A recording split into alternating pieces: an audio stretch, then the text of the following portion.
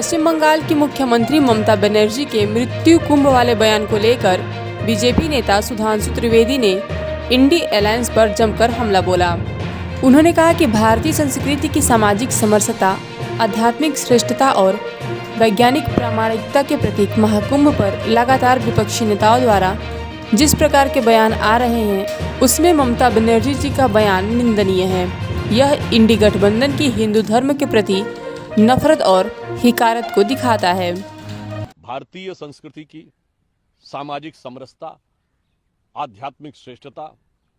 और वैज्ञानिक प्रामाणिकता के प्रतीक इस महाकुंभ पर्व को लेकर लगातार इंडी गठबंधन के नेताओं के द्वारा जिस प्रकार के निंदनीय भर्त्सनायोग बयानों की श्रृंखला आ रही है,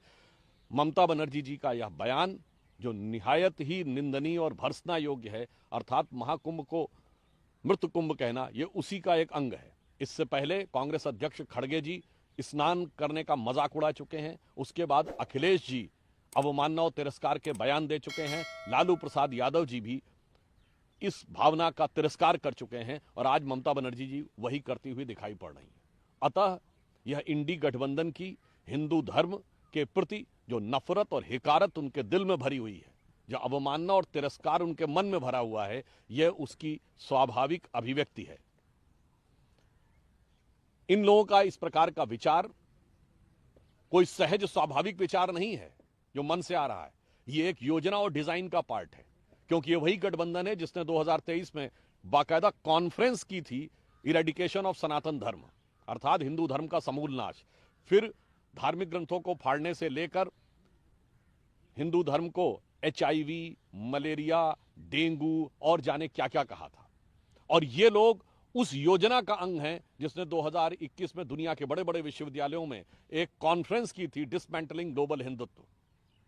यानी संपूर्ण विश्व से हिंदुत्व को ध्वस्त करना। अतः ममता बनर्जी जी का बयान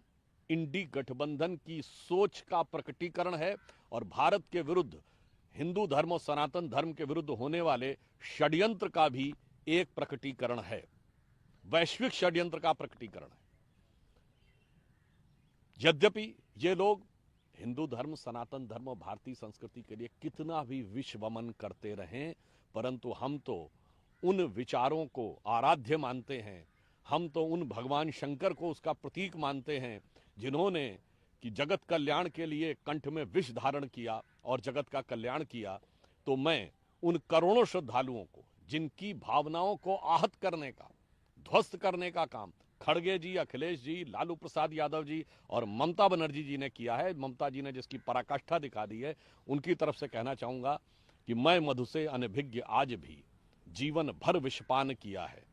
किया नहीं विध्वंस विश्व का आजीवन निर्माण किया है, मुट्ठी भर अवशिष्ट भस्म पर जीवन भर अभियान किया है, किया नहीं विध्वंस विश्व का आजीवन निर्माण किया है। परंतु मैं यह भी बताना चाहता हूं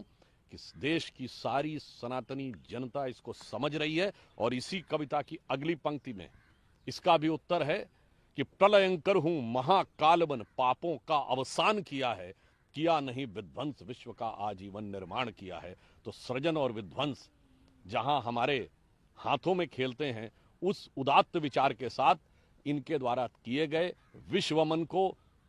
हिंदू समाज अपने कंठ में धारण करके इस भारत की राष्ट्र की प्रगति में अपना योगदान देता रहेगा और इन लोगों की नफरत और हिकारत को नकारता रहेगा।